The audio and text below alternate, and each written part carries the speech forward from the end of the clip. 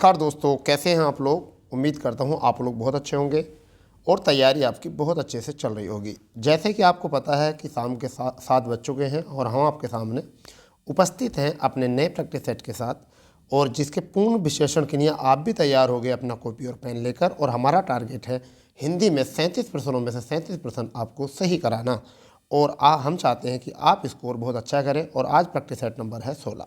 Selection वाले question हैं, बिल्कुल सिलेक्शन वाले क्वेश्चन हैं। आप जब भी हमारे प्रैक्टिस सेट को देखा करते हो तब आप एक कॉपी पेन लेकर जरूर बैठेंगे, क्योंकि हम आपको पूर्ण विश्लेषण के साथ पूरे प्रैक्टिस सेट को कराने का गारंटी भी लेते हैं, और आपको एग्ज़ाम में यहाँ से क्वेश्चन मिलेंगे सीधा, इस बात की भी हम आपसे गारंटी लेते हैं। ठीक है दोस्तों, क्योंकि काफ़ी अनुभव के बावजूद आपको ये प्रैक्टिस सेट किए जा रहे हैं, और आप इन प्रैक्टिस सेटों को देखकर भी आपको महसूस होता होगा कि हाँ, इन प्रैक्टिस सेट में कुछ तो दम है। ठीक है दोस्तों, चलिए, क्योंकि एक तो होता है ऐसा कि हमने किसी भी प्रैक्टिस सेट को कॉपी किया है, हर एक ये होता है कि जब हम अपने स्वयं बनाते हैं तो उसमें कुछ अजीब सा अलग सा मटेरियल हम डालते हैं। तो शुरू करते हैं, पहले टैगलाइन के साथ शुरुआत करते हैं, हारा वही है जो लड़ा नहीं है। दोस्तों ये बिल्कुल सही बात है। चलिए, पहला क्वेश्चन जो है हमारा वो क्या है बच्चा। पहला क्वेश्चन जो है हमारा क्या है बच्चा, इसको थोड़ा सा समझ लेंगे। पहला क्वेश्चन है हमारा आपका कि बच्चे बस से पाठशाला जाते हैं। बच्चे बस से पाठशाला जाते हैं में कौन सा कारक है? कर्म कारक, करण कारक, अपादान कारक, संप्रदान कारक। तो मेरे प्यारे बच्चों, आप बताओगे क्या है। जब भी हम किसी वाहन का प्रयोग साधन के रूप में करते हैं तो हमारा वहाँ पर होता है करण कारक। ठीक है बच्चों, अब यहाँ से हम बता दें कारकों की संख्या जो होती है वो 8 होती है। कितने होती है? 8। जैसे एक होता है कर्ता कारक। क्या होता है? कर्ता कारक, विभक्ति होती है ने। एक होता है कर्म कारक, विभक्ति होती है को। एक होता है करण कारक, विभक्ति होती है से। एक होता है संप्रदान कारक। संप्रदान के लिए विभक्ति को का ही प्रयोग करते हैं, और के लिए भी करते हैं, प्रयोग करते हैं। तो ये दोनों विभक्ति चलती हैं। अपादान के लिए हम से का प्रयोग करते हैं, अपदान से के लिए, और कर्म के लिए हम को का प्रयोग करते हैं, को के। अभी और बचे हैं संबंध के लिए का की के। संबंध के लिए हम का की के का प्रयोग करते हैं, और हम अधिकरण के लिए में पर के लिए प्रयोग करते हैं। और बच्चों, अगर हम बात करते हैं संबोधन के लिए, अगर हम बात करें अधिकरण और संबोधन के लिए, तो हम जो प्रयोग करते हैं संबोधन में, जैसे आपका आ जाएगा हे, अरे, इस तरीके से हम प्रयोग वहाँ करेंगे। ठीक है बेटा, तो यहाँ पर कितने होते हैं आपके 8 प्रकार के होते हैं। ठीक है, चलिए दूसरे क्वेश्चन की तरफ हम चलते हैं। क्या है दूसरा क्वेश्चन? वर्चस्व किस समास का समस्त पद है? वर्चस्व किस समास का समस्त पद है? आप हमारी क्लास देखिए, हमने आपको सारे क्वेश्चन जो है आराम से कराए हैं। तो इसमें नैन तत्पुरुष, अलूक तत्पुरुष, संबंध तत्पुरुष और बहुब्री समास। आप हिंदी वाली क्लास जाके देखिए, प्रैक्टिस सेट्स अलग, हिंदी के क्लास है उसमें हमारे समास हमने पढ़ाए हैं, और इतने बेहतरीन कर पढ़ाए हैं कि हमने सारी चीज़ें बताई वहाँ पर। तो देखिए, इसमें आपका जो आंसर हो जाएगा बच्चा वो हो जाएगा अलूक तत्पुरुष। अलूक तत्पुरुष का मतलब होता है जिस समास में कारक चिन्ह का लोप नहीं होता है। कारक चिन्ह का लोप नहीं होता है उसे हम अलूक समास कहते हैं या अलूक तत्पुरुष कहते हैं। ठीक है, तो हमारा हो गया यहाँ पर, जहाँ पर निषेधात्मक बात आती है यहाँ नैन, जहाँ संबंध की बात होती है संबंध, और जहाँ पर तीसरा पद प्रधान होता है वहाँ पर हम क्या कहते हैं? बहुब्री समास। बहुत बढ़िया हो गया होगा आपका। तीसरा प्रश्न बच्चा, वह लाचार है क्योंकि वह अंधा है। वह लाचार है क्योंकि वह अंधा है, वाक्य में कौन सा अव्यय है? अव्यय बताना है। तो कौन सा अव्यय है आपको बेटा? अव्यय बताना है। तो अव्यय संकेतवाचक, कारणवाचक, परिमाणवाचक, संबंधवाचक। तो देखिए, क्योंकि बोला है तो क्योंकि तो अव्यय है, और इसमें क्या है? अंधा होने का कारण है, तो क्या हो गया आपका? कारणवाचक। ये वाक्य है, और वाक्य में बता दूं, वाक्य भी होते हैं, कारण अव्यय भी होते हैं। अव्यय 4 प्रकार के होते हैं। एक होता है क्रिया विशेषण अव्यय बेटा, एक होता आपका संबंध बोधक अव्यय, एक होता आपका समुच्चय बोधक अव्यय, एक होता विस्मादि बोधक। वहीं पर अगर वाक्य की बात करें, क्योंकि वाक्य यहाँ लिखा हुआ है, तो वाक्य के अंग जो होते हैं वो 2 होते हैं। वाक्य के अंग होते हैं वो 2 होते हैं, एक उद्देश्य और विधेय। जैसे मैंने लिखा मोहन स्कूल जाता है, मैंने लिख दिया। तो मोहन जो आ गया इस वाक्य में, वो आ गया बेटे उद्देश्य। क्या आ गया बेटा? वो आ गया उद्देश्य, क्योंकि जाने का उद्देश्य इसका है। और स्कूल क्या हो गया? ये आ गया विधेय। क्या आ गया आपका? विधेय। बेटा इस चीज़ को ध्यान से समझ लेना। ठीक है, अर्थ के आधार पर 8 होते हैं, रचना के आधार पर 3 होते हैं। अर्थ के आधार पर 8 विधानवाचक, निषेधवाचक, प्रश्नवाचक, विस्मयबोधक, ठीक है, आज्ञावाचक, ठीक है, इच्छावाचक, संकेतवाचक, इस तरीके से 8 होते हैं। जबकि रचना के आधार वाक्य 3 होते हैं, सरल वाक्य, संयुक्त वाक्य और मिश्र वाक्य। क्लियर? चलिए चौथे प्रश्न की तरफ चलते हैं बेटा। चौथा प्रश्न और पांचवें प्रश्न में हमें क्या किया है, पर्यायवाचक चुनना है। तो समुद्र का पर्यायवाचक बताना है, अरवण, बिसंबर, उदक, तुरंग। अब बता दो आप क्या है समुद्र का पर्यायवाचक। तो आपका आंसर मिल गया होगा, समुद्र का होता है अर्वक। क्या होता है बेटा, अर्वक। तो आप कुछ और भी लिखेंगे, चलो आप लिखेंगे जैसे बारिद या बारिधि। क्या होता है, बारिधि, बारिधि ये होता है। ठीक है, आप बेटा तोएधी भी लिखोगे, तोएधी, जिसके भी अंत में धी है वो आपको समझ लीजिए समुद्र का है। जलधि, क्या हो जाएगा, जलधि। क्लियर भाई। जल्दी के बाद में आपका नीरधि, नीरधि। ठीक है, नीरधि। अम्बुधि, रत्नाकर, सिंधु, रत्नाकर, रत्नाकर लिख सकते हो, सिंधु लिख सकते हो। क्या लिख सकते हो, सिंधु लिख सकते हो। क्लियर बेटा। फिर पयोधी, क्या लिख सकते हो, पयोधी। तो एक बार फिर सुन लीजिए, बारिधि, तोएधी, जलधि, नीरधि, अम्बुधि, रत्नाकर, सिंधु, पयोधी। ठीक है बेटा, चलिए बहुत बढ़िया। पांचवा प्रश्न क्या है हमारा, सोदामनी। सोदामनी का पर्यायवाचक क्या है, दारा, विद्युत, गंगोत्री, व्यापारी। बताइए सोदामनी का क्या होता है। तो सोदामनी का होता है विद्युत। सोदामनी का क्या होता है बेटा, विद्युत होता है, जिसे बिजली कहते हैं। क्या कहते हैं, बिजली। क्या कहते हैं बेटा, बिजली कहते हैं। इसके और भी लिखोगे मुझे पता है, धुति, चंचला, चपला, प्रभा।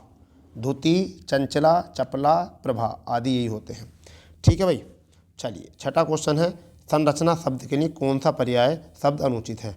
संरचना के लिए कौन सा शब्द पर्याय है, तो क्या होता है देखिए, संरचना के लिए कौन सा सही होता है, जल्दी बताओ। संघटना, रचना विन्यास, विरचित, उद्भावना। जल्दी बताओ क्या है इसका सही आंसर, बता दिए क्या है। तो इसका हो जाएगा उद्भावना। क्या हो जाएगा बेटा, उद्भावना हो जाएगा। क्योंकि संरचना शब्द के पर्यायवाचक होते हैं संगठना, रचना विन्यास। ठीक है, रचना विन्यास, बनावट, निश्चित आदि, किंतु उद्भावना इसका पर्याय नहीं होता। तो अनुचित पूछा है, उचित नहीं पूछा, अनुचित पूछा। अनुचित का मतलब होता है नहीं, अनुचित का मतलब क्या होता है, नहीं होता है। ठीक है भाई। चलिए अब हमारी बात आने वाली है रस के ऊपर। ठीक है भाई। सातवां प्रश्न आपके सेशन का है, रौद्र रस स्थायी भाव क्या है। क्रोध, भय, उत्साह, विस्मय। शायद आपको पता चल ही गया होगा यहाँ से। ठीक है भाई। तो क्या होता है रौद्र रस का, बहुत बढ़िया, क्रोध होता है। तो रस कितने प्रकार के होते हैं भाई, रस कितने प्रकार के होते हैं आपको पता होना चाहिए, रस कितने प्रकार के होते हैं। तो देखिए भरत मुनि की अगर हम बात माने तो भरत मुनि के अनुसार, भरत मुनि की जो नाट्य शास्त्र है, नाट्य शास्त्र है, उसमें रसों की संख्या 8 है। रसों की संख्या कितनी है, 8। वात्सल्य रस को उन्होंने नहीं माना, वात्सल्य रस को नहीं माना। रस का शाब्दिक अर्थ होता आनंद। तो और कुल रस कितने होते हैं, 9, और जिसे हम नवरसन कहते हैं, नवरस कहते हैं। जबकि अगर बात करें कुल को और जोड़ दें तो 11 होते हैं, जिसमें वात्सल्य और वात्सल्य और भगवत रस भी शामिल हैं। तो हम सबको बात करते हैं। श्रृंगार रस में रति होती है, हास रस में हास होता है, रौद्र रस में क्रोध होता है स्थायी भाव, करुण में शोक होता है, वीर में उत्साह होता है, अद्भुत में विषयमक होता है। ठीक है, विभत्स रस में जो है जुगुप्सा घृणा होती है, भयानक में भय होता है, शांत में निर्वेद होता है, वात्सल्य में बच्चों के प्रति रति प्रेम होती है, और भगवत में देवक विषयक होता है। क्लियर, सारे पता चल गया। चलो बहुत बढ़िया। 8वें प्रश्न की तरफ चलते हैं, किस छंद का प्रथम व अंतिम शब्द एक सा होता है। किस छंद का प्रथम और अंतिम शब्द एक सा होता है। तो कुंडलिया, रोला, दोहा, सोरठा। बताइए जल्दी क्या है, जल्दी बताओ यहाँ पे क्या आंसर बनने वाला है आपका। कुंडलिया, रोला, दोहा, सोरठा, जल्दी बताओ क्या है बेटा। तो आपका इसका सही आंसर जो बन जाएगा वो बन जाएगा बेटा क्वेश्चन नंबर 8 का ए विकल्प, यानी कि कुंडलिया। ठीक है, क्या होता है कुंडलिया, मैं आपको बताता हूँ। कुंडलिया जो होता है विषम मात्रिक छंद होता है। कैसा होता है, विषम मात्रिक छंद। कैसा होता है, विषम मात्रिक छंद होता है। ठीक है बेटा। किससे मिलकर बनता है, किससे मिलकर बनता है कुंडलिया, दोहा और रोले से बनता है। किससे बनता है, दोहा और प्लस रोला, दोहा और प्लस रोला से मिलकर बनता है। दोहा अर्धसम मात्रिक होता है, रोला मात्रिक होता है, इस वजह से बन जाता है विषम मात्रिक। क्लियर इतनी बात। चलिए मैं आपको बताता हूँ, दोहे में प्रथम और तृतीय चरण में होती हैं 13-13 मात्रा, और द्वितीय और चतुर्थ चरण में जो होती हैं वो कितनी होती हैं, 11-11 दोहे में। दोहे का उल्टा जो होता है वो होता है सोरठा। दोहे का उल्टा जो होता है वो कौन सा होता है, सोरठा। सोरठे में क्या होती है, 11 मात्रा शुरू में होती है, 13 मात्रा बाद में होती है। ठीक है बेटा, हाँ या ना। रोले में जो होती हैं वो 24 मात्रा होती हैं, प्रत्येक चरण में कितनी होती हैं? 24 मात्राएं होती हैं। ठीक है भाई, हाँ या ना? ठीक। छंद जो होते हैं वो 3 प्रकार के होते हैं। एक होता है आपका वर्णिक छंद, एक होता है मात्रिक छंद और एक होता है आपका मुक्तक छंद। ठीक है भाई, हाँ जी, चलिए, बहुत बढ़िया बहुत बढ़िया बहुत बढ़िया। चलिए, सचस्त्राल यानी कि सच शास्त्र का संधि विच्छेद कौन सा है? तो इसमें च हुआ है, तो क्या हो जाता है? छह जय च हुआ है, तो अब बताइए क्या बनने वाला है? 6 से च बन जाता है, हमें यहाँ बनाना है। तो क्या बन जाएगा इसका संधि विच्छेद? सत प्लस के सत प्लस के सत प्लस के क्या बनेगा? सत प्लस के शास्त्र, सत प्लस के शास्त्र, ये बन जाएगा इसका संधि विच्छेद। ठीक है जी। व्यंजन संधि के नियम अनुसार अगर हम बात करें तो सत प्लस के शास्त्र, और कौन सा विकल्प हो जाएगा? यहाँ से आपका ऑप्शन नंबर हो जाएगा डी। ठीक है। कौटिल्य शब्द का विलोम बताना। कौटिल्य शब्द का विलोम क्या होता है? कौटिल्य का विलोम जो होता है वो क्या होता है? कौटिल्य का अर्थ होता है कुटिलता या कूटनीतिक। इसका मतलब होता है कूटनीतिक या कुटिलता। तो आपको इसका उल्टा देखना है, तो इसका मतलब क्या होता है? आर्जव। क्या हो जाएगा? आर्जव हो जाता है, आर्जव। क्योंकि आर्जव का जो मतलब होता है वो टेढ़ापन होता है। क्या होता है आर्जव का मतलब? टेढ़ापन। सॉरी, कठोर का क्या, कुटिल का क्या होता है? टेढ़ा मेढ़ा। और आर्जव का मतलब होता है सरल या सीधा। ठीक है, तो इसका जो मतलब हो गया वो क्या हो गया? आर्जव हो गया। 11वां क्वेश्चन देखने वाले हैं हम बेटा। 11वें, अब पढ़कर क्या होगा? इस वाक्य में कौन सी क्रिया है? प्रेरणार्थक क्रिया, संयुक्त क्रिया, ठीक है, पूर्वकालिक क्रिया, द्विकर्मक क्रिया। जल्दी बता दो इसमें क्या है। तो अब पढ़कर क्या होगा, तो क्या होना भी और पढ़कर भी। तो पहले पढ़ लिए, तो क्या होगा? पूर्वकालिक क्रिया होगा इसमें। Answer number C. क्या होगा? Answer number C. किस वर्ण, आगे क्वेश्चन दिया है, बड़ा प्यारा क्वेश्चन है। किस वर्ण का उच्चारण स्थान काठ तालु में है? ओ, ए, है और छ। जल्दी बता दो कहाँ पर है। ठीक है भाई, बहुत फुर्ती से बता दो, तो आपका आंसर हो जाएगा ए, काठ तालव्य है। तो काठ ए किससे बनता है? ए जो मिलकर बनता है वो किससे बनता है? कंठ और तालव्य से, यानी कि ए और ई से। ए और ई से जो बनता है वो क्या बनता है? ए। जबकि ये वाला ए जो बनता है वो किससे बनता है? वो ए और ए से, ए और ए से, तो ये बन जाता है ए। तो ये तो हो गया कंठ और ये हो गया तालव्य, यानी कि ए हो गया कंठ और ई हो गया तालव्य, तब जाकर बना कंठ तालव्य। ओ जो होता है वो कंठ ओष्ठ से होता है जो होता है काकल्य से होता है जो होता है कहाँ से होता है? काकल्य से। और छः जो होता है वो हो जाता है तालव्य से। छः जो होता है वो कहाँ से होता है? तालव्य से। क्लियर? सारी बात पता चल चुकी हैं, बढ़िया। चलिए 13वें क्वेश्चन की तरफ चलने वाले हैं। 13वां क्वेश्चन क्या है? शुद्ध वाक्य का चयन करें। माता पिता की शुश्रूषा करनी चाहिए। माता पिता की शुश्रूषा करनी चाहिए। ठीक है, शुद्ध वाक्य नहीं है, गलत है। ठीक है। तूफान आने का संदेह है। तूफान आने का संदेह नहीं होता, संकेत होता है, गलत है। अनेक अपराध दंड के भागी, निरपराध, अनेक निरपराध दंड के भागी हुए। ठीक है, अपराध जो दंड के भागी हुए, तो ये सही है, ये सी विकल्प बिल्कुल सही है। आगे इसके एकमात्र 2 कारण के गलत है, एकमात्र की जगह 2 कारण नहीं आ सकता। ठीक है, इसलिए यहाँ पर ये जो है गलत हो जाएगा। चलिए, अभी एक पीछे रस का हमने क्वेश्चन देखा, तो यहाँ पर जुगुप्सा किस रस का स्थायी भाव है? तो अभी आपको पता चल गया होगा जुगुप्सा किस प्रकार का रस है बच्चा। तो ये है आपका विभत्स रस का। अद्भुत रस का जो होता है, अद्भुत रस का जो स्थायी भाव होता है, अद्भुत रस का जो होता है वो स्थायी भाव वो क्या होता है? ठीक है भाई, अद्भुत रस का जो स्थायी भाव होता है वो क्या होता है, बताइए। अद्भुत रस का जो होता है वो क्या होता है? ठीक है भाई, विस्मय होता है। क्या होता है? विस्मय। तो यहाँ पर विस्मय, भयानक का भय हो जाएगा, रोध का क्रोध हो जाएगा। मैं सब बता चुका हूँ आपको। ठीक है भाई, चलिए 15वां प्रश्न देख लें क्या? चलो, नीह प्लस के कलंक का संधि विच्छेद क्या होगा? नीह प्लस के कलंक का संधि विच्छेद क्या हो जाएगा? इससे बढ़िया कोई क्वेश्चन है नहीं। तो विसर्ग का स हो जाता है। कब होता है विसर्ग का स? जब कै से लेकर मैं तक कोई भी बनाता है तो क्या हो जाता है? विसर्ग का स हो जाता है। तो क्या आ जाएगा? निष्कलंक।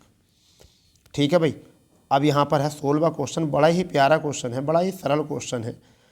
क्या है क्वेश्चन? देखिए 16वां क्वेश्चन, पीढ़ी दर पीढ़ी चला आने वाला के लिए समुचित शब्द। जो पीढ़ी दर पीढ़ी से चला आ रहा है उसके लिए समुचित शब्द क्या होता है? पीढ़ी दर पीढ़ी से चला आ रहा है उसे हम क्या कहते हैं? उसे कहते हैं हम अन्य आवगत, अन्वयागत, अन्वयागत। तो इसका संधि विच्छेद क्या होता? अनु प्लस आए प्लस आगत। ठीक है, ये होता है इसका संधि विच्छेद। ठीक है भैया, हाँ या ना? बहुत बढ़िया।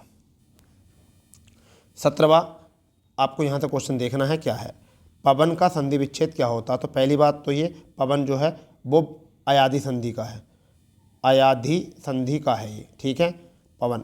अब देखिए यहाँ पर कोई भी मात्रा नहीं, ए है, पै के साथ ए, जब भी ए होता तो एक मात्रा वाला हो जाता पो प्लस के अन, यानी कि पो प्लस के अन। अगर ये होता पावन, अगर ये बच्चा पावन होता लिखा हुआ तो हम क्या लिखते हैं इस पर, दो मात्रा वाला पो प्लस के अन, तो होता ये। और अगर यहाँ पवन है तो ये क्या है, पो प्लस के अन। कोई दिक्कत, क्योंकि और ऐसे क्या बन जाता है, वो अब बन जाता है। चलिए, निम्नलिखित में संकर शब्द कौन सा होता है। तो नारिकेल, चुगलखोर, आतिशबाजी, लफंगा। जल्दी बताओ क्या है। दो भाषाओं के शब्दों से मिलकर एक नया शब्द संकर कहलाता है। तो चुगलखोर हो जाएगा, कौन सा हो जाएगा, चुगलखोर। क्या हो जाएगा भैया, चुगलखोर हो जाएगा। नेक्स्ट, अग्नि का विलोम शब्द है, धरा, शशांक, अंबर, सितारा। ठीक है, जल्दी बताओ अग्नि का विलोम बताना भाई। तो विलोम हो जाएगा अंबर। क्या हो जाएगा, विलोम अंबर। अग्नि का मतलब क्या होता है, अग्नि का मतलब क्या होता है, पृथ्वी का पर्यायवाची होता है। किसका होता है, पृथ्वी का। और अंबर जो होता है किसका होता है, आकाश का। अंबर जो होता है किसका हो जाता है, आकाश का। सही है भैया। चलिए, 20वां क्वेश्चन है, कौन सा व्यंजन संघर्षी व्यंजन है। तो संघर्षी व्यंजन कौन से होते हैं, मैं आपको पहले लिख देता हूँ।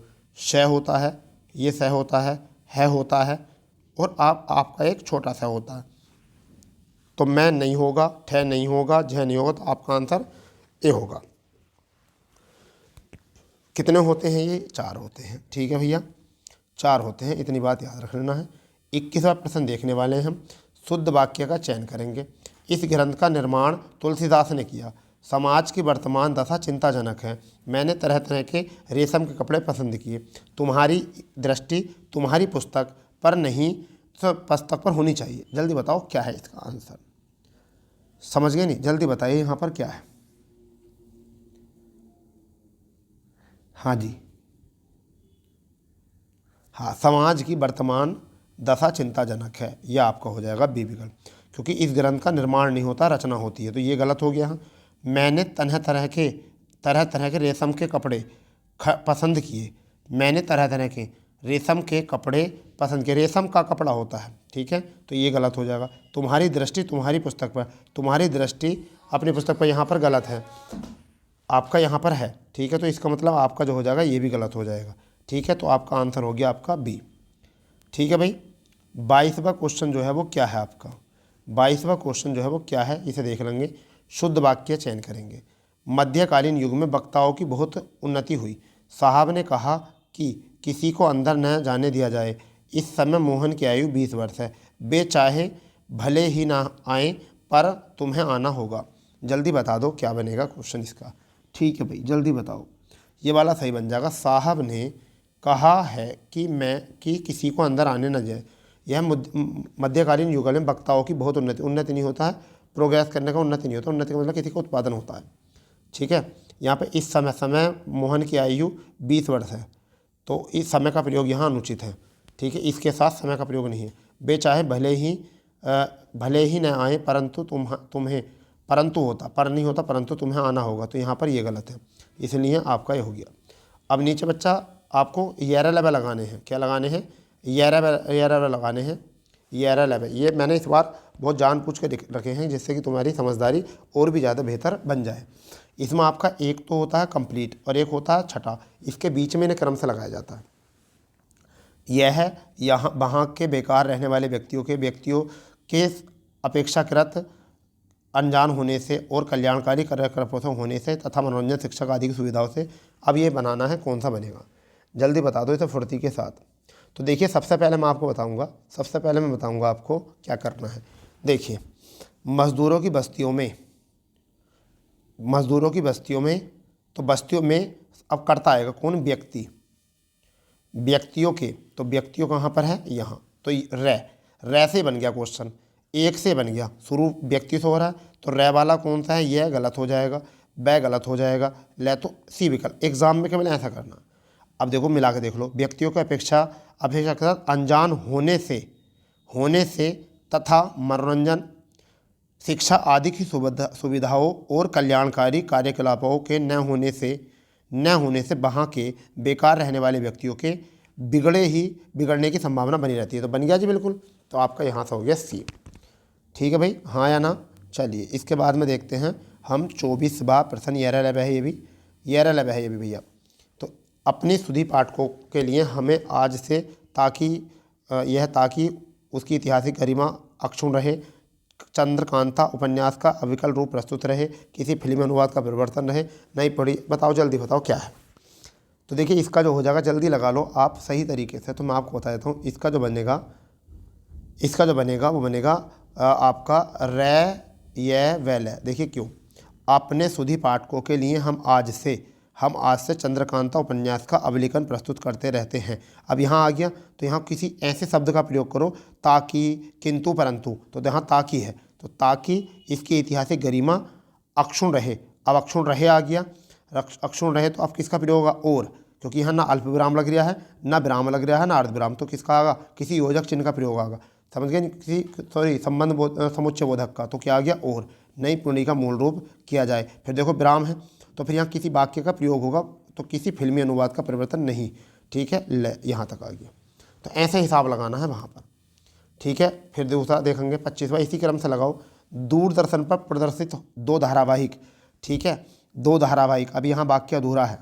ठीक है, लोग इनकी पहले से प्रतीक्षा करते रहते हैं, इतने लोग लोकप्रिय रहे हैं कि, और इन्हें देखने के लिए पहले रामायण और अब महाभारत।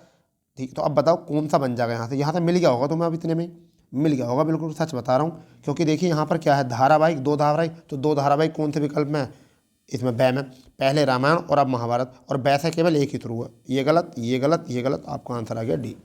यही काम करना है आपको एग्जाम में। ठीक है भाई, अब देखने वाले हैं गद्यांश। 26 से 30 तक गद्यांश में है। शिक्षा और विज्ञान के प्रावधानिक मूल देकर हमें यहाँ भौतिक परिवेश में पूर्णतः परिवर्तन कर दिया है, जीवन को अप्रत्याशित गतिशील दे दी है।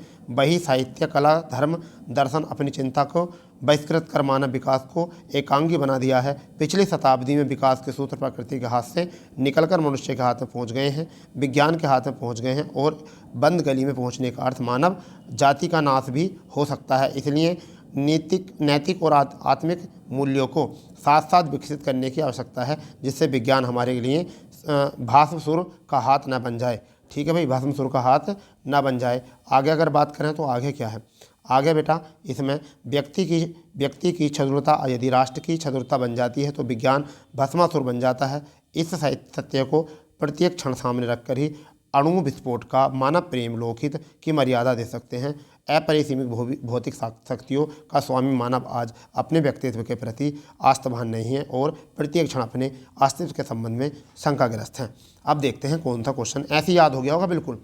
आज का मानव अपने व्यक्तित्व और अस्तित्व का प्रति शंकालुक है क्योंकि, बताओ जल्दी क्योंकि। ये बहुत प्यारा क्वेश्चन है, क्योंकि। जल्दी यहाँ से क्योंकि से सवाल उठा लीजिए। क्योंकि वह विज्ञानों की अध्वंस शक्तियों का भयभीत हो गया। तो ये विकल्प हमारे यहाँ से सही हो जाएगा। ठीक है, 27वां क्वेश्चन क्या है, हमारी विज्ञानकृत शिक्षा की सर्वाधिक महत्वपूर्ण देन क्या है। ठीक है, जीवन का एकांगी विकास, गतिशील जीवन का प्रत्यावर्तन, जीवन का अपरिसीमित भौतिक विकास, जीवन का सार्वजनिक विकास। जल्दी बताओ क्या हो जाएगा। तो क्या हो जाएगा, जीवन का अपरिसीमित भौतिक विकास। देखो ये आ जाएगा जीवन का अपरिसीमित, अभी मैं बताता हूँ कहाँ है। जीवन का अपरिसीमित, देखो ये आ गया, जीवन का अपरिसीमित भौतिक शक्तियों का स्वामी बन गया हो, आज व्यक्तित्व का प्रभाव बन गया। तो यहाँ से हो गया आपका क्लियर। ठीक है भाई, तीसरा क्वेश्चन क्या है, 28वां क्वेश्चन क्या है, मानव जीवन को भस्मासुर बनने से कैसे रोका जा सकता है। प्राकृतिक जगत का पूर्ण स्वामित्व प्राप्त करके, बताइए जल्दी बताइए। मानव सभ्यता का विनाश करके, भौतिक जीवन मूल्यों को निर्धारित करके, नैतिक अमात्य मूल्यों को विकसित करके। ये सही है, नैतिक और अमात्य मूल्यों को विकसित करके हम भस्मासुर बनने से रोक सकते हैं। ठीक है, 29वां क्वेश्चन क्या हो जाएगा, समझिए। 29वां क्वेश्चन क्या हो जाएगा, आधुनिक मानव विकास को सर्वगुण नहीं कहा जा सकता क्योंकि, क्यों नहीं कहा जा सकता। साहित्य, धर्म, कला आदि मानव चेतना, ठीक है, से निर्वासित है। ये बिल्कुल सही है। ठीक है भाई, ये बिल्कुल सही है। चाहे आप इसमें देख सकते हो गद्यांश में, आप इस गद्यांश में देख सकते हो, बिल्कुल अच्छे तरीके से देखो। ये धर्म, दर्शन आदि चेतनाओं के बहिष्कृत करके मानव को ये बनाकर, ठीक है, यहाँ से आ गया। तो 30वां क्वेश्चन देखेंगे। अब 29 का तो मिल गया हमें, पहला ही सही है। 30वां क्वेश्चन क्या है हमारा? 30वां क्वेश्चन बच्चा क्या है? अणु विस्फोट को मानवतावाद की मर्यादा देना तभी संभव है जब व्यक्ति की क्या होगी? क्षुद्र भावनाओं को उन्नय होगा, उदंत भावनाओं की विकसित किया जाएगा, अक्षुद्रता को राष्ट्र की शुद्रता न बना दिया जाएगा। तो यही होगा सी, शुद्रता को राष्ट्र की शुद्रता न बनाने दिया जाएगा। ठीक है भाई। चलिए 31वां क्वेश्चन क्या है? राम वृक्षा बोनी की रचना माटी की मूर्त किस साहित्य विधि से संबंधित है? यात्रा वृतांत, उपन्यास, रेखाचित्र, नाटक। ये बढ़िया क्वेश्चन, मोस्ट कर लेना इसको तो। ठीक है भैया। तो क्या है ये? क्या है ये? बताइए जल्दी बताओ, क्या है ये, किस प्रकार का? तो ये एक रेखा चित्र है। क्या है ये? किसका? रेखा चित्र है। एक और लिख लो। इनकी महत्वपूर्ण कृति कौन सी है? गेहूँ बनाम गुलाब। कौन सी है इनकी? गेहूँ बनाम गुलाब, गेहूँ बनाम गुलाब बनाम गुलाब, ये है भाई इसकी। ठीक है। चलिए बढ़िया क्वेश्चन है। 32वां क्वेश्चन बहुत बढ़िया। निम्न में से कौन सी बोली पूर्वी हिंदी के अंतर्गत नहीं आती? के अंतर्गत नहीं आती। ठीक है भाई। पूर्वी हिंदी के अंतर्गत देखिए, अवधी आती है, सही बात है। ठीक है। बघेली भी आती है, सही बात है। छत्तीसगढ़ी भी आती है। मगही नहीं आती। क्यों? मगही कहाँ आती है फिर? मगही बिहारी में आती है भाई। मगही कहाँ आती है? बिहारी में आती है। ठीक है भाई। मगही बिहारी में आती है, पूर्वी हिंदी की है ही नहीं। भारत तेंदु हरिश्चंद्र का नाटक बांग्ला भाषा में अनुदित है। तो कौन सा अनुदित? विद्या सूक्त, चंद्रावली, आपकी नई चाल में ढली कवि रचना शुद्ध। जल्दी बताओ कौन सा है इसका? कौन सा भाई? हाँ जी, बहुत बढ़िया। क्या बन जाएगा? जल्दी बता दो। हाँ, विद्या सुंदर। क्या है इसका? विद्या सुंदर है, मोस्ट है। कैसी भाषा में? बांग्ला भाषा में। बांग्ला भाषा में है। कौन सी भाषा है? बांग्ला भाषा। क्लियर? बहुत बढ़िया भाई। 34वां क्वेश्चन देखेंगे। 34वां क्वेश्चन क्या है? मुगल बादशाह शाहजहां ने किस कवि को महाकविराज की पदवी दी थी? लो, जी के कवि बन गया तो क्वेश्चन, ये तो जी के कवि बन गया यार ये तो क्वेश्चन भाई। तो किससे गई थी बताओ? सुंदरदास को कहा था ये तो। किसे कहा था? सुंदरदास को महाकविराज की पदवी दी थी। ये कैसे थे? निर्गुण। कैसे थे? निर्गुण। निर्गुण कैसे थे? निर्गुण काव्यधारा के थे। ठीक है। 35वां प्रश्न देखेंगे। रिक्त स्थान भरना। रिक्त स्थानों को चित्त स्थान कीजिए। व्यंग लेखक सामाजिक पर तीखा प्रहार करते हैं। सामाजिक किस पर तीखा प्रभाव करते हैं भाई? क्या है? सामाजिक क्या? विद्रूपता पर तीखा प्रभाव करते हैं। ठीक है। अब ये क्वेश्चन है 36 और 37वां क्वेश्चन। 38वां क्वेश्चन में तुम्हें घर के लिए दूंगा, कमेंट्स के लिए। मैंने इसलिए 38 क्वेश्चन रखे, वैसे 37 आते हैं। निम्न में से कौन सा ज्ञानाश्री शाखा का कवि है? तो ज्ञानाश्री और प्रेमाश्री दो प्रकार के होते हैं, ज्ञानाश्री और प्रेमाश्री। ठीक है भाई। ग्रामाश्री और प्रेमाश्री। तो इसमें देखिए कबीरदास और तुलसीदास, रहीमदास और आपका मलिक मोहम्मद जायसी, ये कुछ ऐसे दिए हैं। आपको बताना क्या? कबीरदास, तुलसीदास, रहीमदास और मलिक मोहम्मद जायसी। जल्दी बताना कौन सा है। बताओ बताओ बताओ, जल्दी बताओ बताओ बताओ। तो कबीरदास जी इसका आंसर हो जाएगा, ज्ञानाश्री के।